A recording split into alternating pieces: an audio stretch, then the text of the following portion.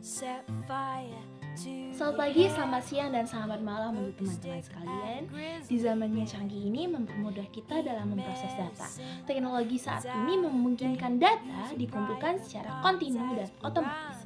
Kontinu artinya data direkam secara terus-menerus, sedangkan otomatis artinya data direkam oleh perangkat tertentu, masuk ke dalam sistem, dan disimpan di ruang penyimpanan tanpa intervensi dari seseorang.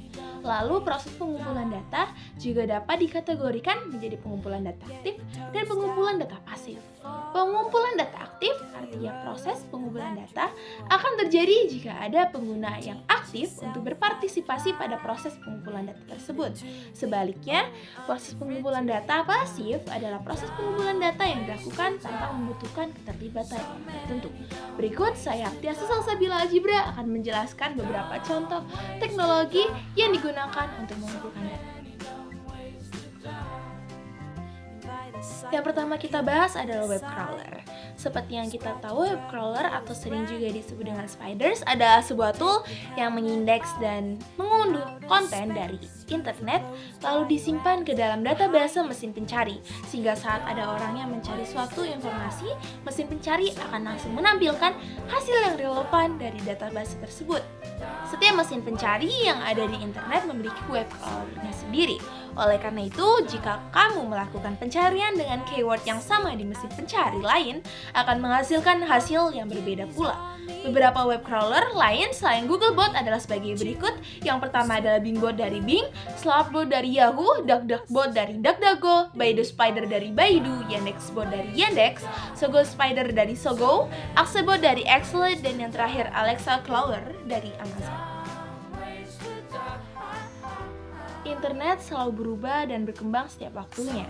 Karena tak memungkinkan untuk mengetahui jumlah pasti berapa banyak halaman yang ada di internet, web crawler ini memulai pekerjaannya berdasarkan daftar link halaman yang sudah ia kenal sebelumnya dari sitemap suatu website.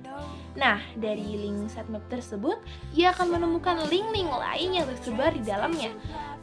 Setelah itu, ia akan melakukan crawling ke link-link yang baru saja ditemukan itu. Proses ini akan terulang lagi di link selanjutnya dan bisa terus berjalan tanpa henti. Namun, web crawler ini tak sembarangan melakukan crawling. Ada beberapa aturan yang tetap harus mereka patuhi sehingga mereka bisa lebih selektif dalam crawling.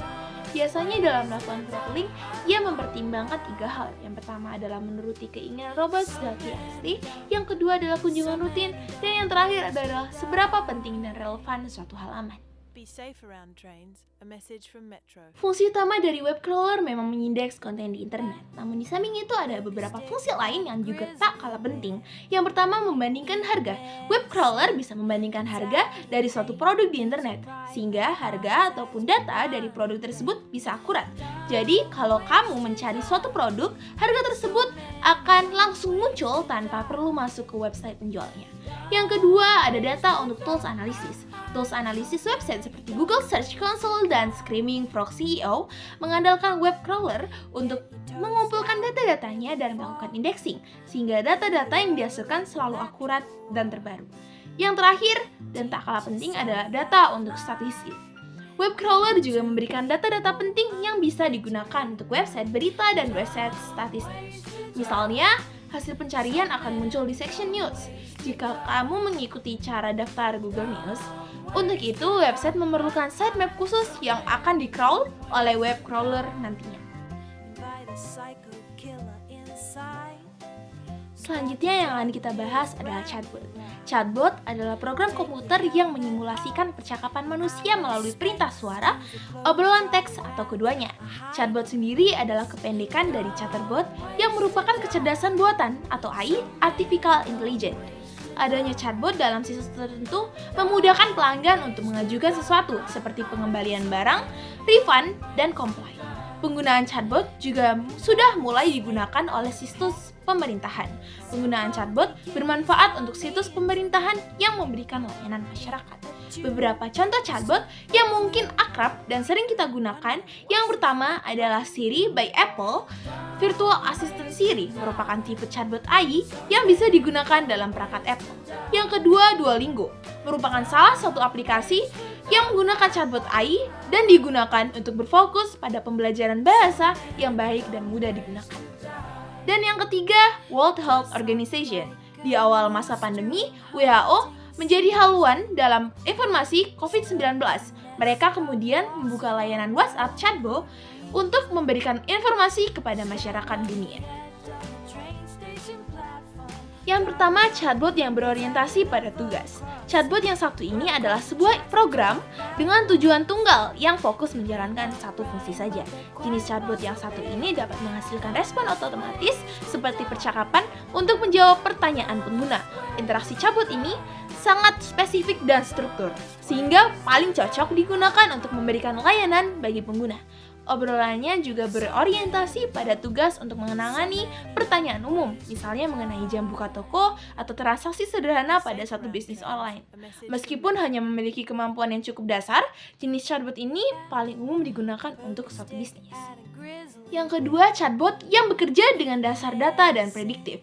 Jenis chatbot yang satu ini sering disebut sebagai asisten virtual atau asisten digital. Hal itu disebabkan chatbot ini jauh lebih canggih. Selain itu, jenis ini juga lebih interaktif dan dapat dipersonalisasi dengan lebih baik daripada jenis chatbot yang berorientasi pada tugas. Di sana sudah diterapkan kecerdasan prediktif dan analitik yang memungkinkan personalisasi berdasarkan profil dan perilaku pengguna. Jadi, chatbot tipe ini dapat mempelajari preferensi pengguna dari waktu ke waktu, memberikan rekomendasi, bahkan mengantisipasi kebutuhan dari pengguna.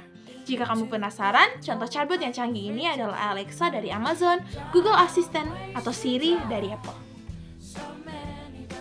Setelah mengetahui definisi dan cara kerjanya, sekarang cari tahu apa saja untungnya bagi sebuah bisnis saat menggunakan chatbot.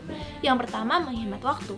Salah satu keuntungan paling utama dari menggunakan chatbot adalah dapat menghemat waktu bagi pelanggan yang ingin mendapatkan suatu informasi. Yang kedua, memberikan kepuasan pelanggan yang lebih baik. Keuntungan selanjutnya dari menggunakan chatbot adalah mampu memberikan kepuasan yang lebih baik untuk pelanggan. Dan yang terakhir, tidak memerlukan dana yang besar. Di atas, sempat dijelaskan alasan cukup banyak bisnis yang mulai menggunakan chatbot karena lebih hemat dan efektif.